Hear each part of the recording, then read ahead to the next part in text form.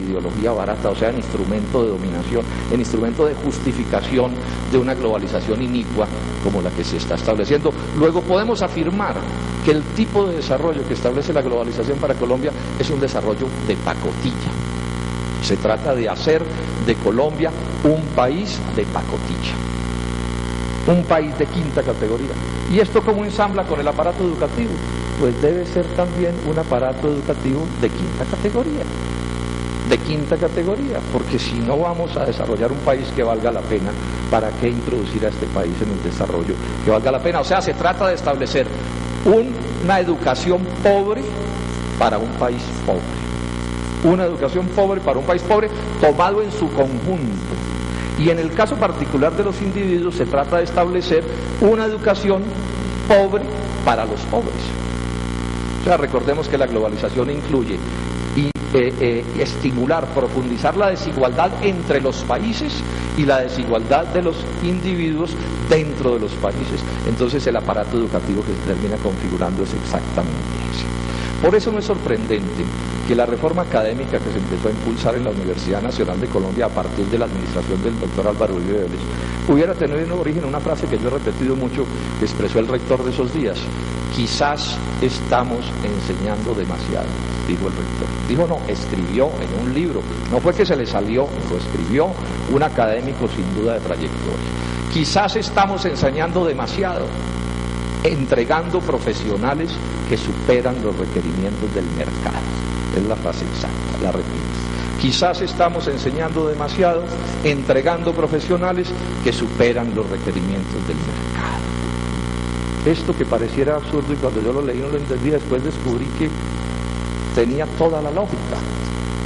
Y por eso hay que hacer una educación más mala, más recortada, con menos posibilidades. Y lo he ilustrado muchas veces con este ejemplo.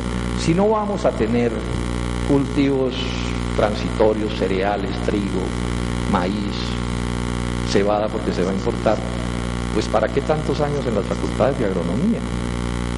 Lo he ilustrado también de esta manera: si nuestros ingenieros nuestros ingenieros electrónicos no van a trabajar en plantas de alta tecnología de la electrónica, sino que van a vender tarjetas de celulares en los semáforos, pues ¿para qué darles una educación de alta calidad?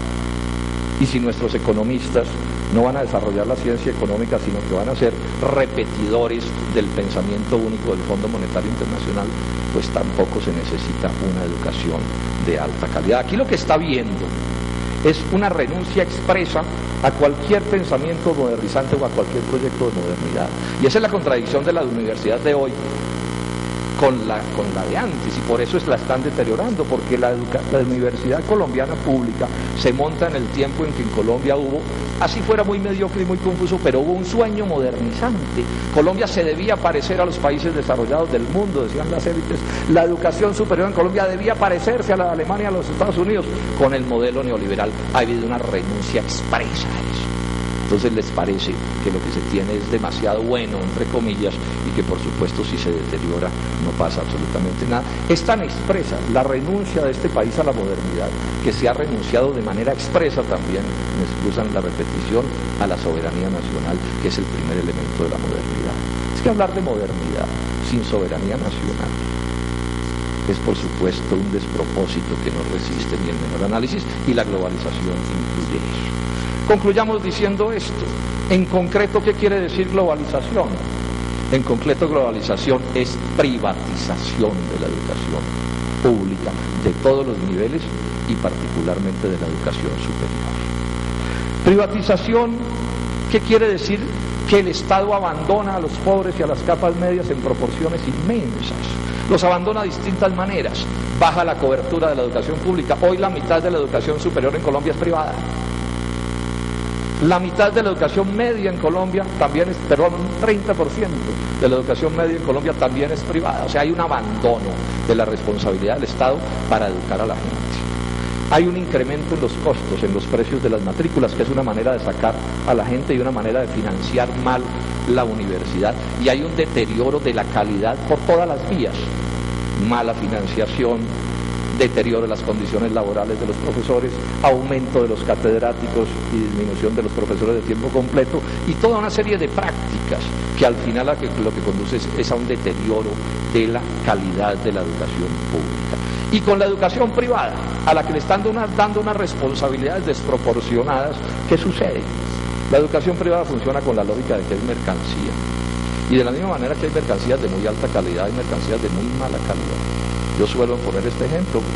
En el mundo se consiguen almuerzos muy buenos de 100 y 150 dólares o superlativos, pero también aparecen almuerzos de 1.000 pesos de pronto.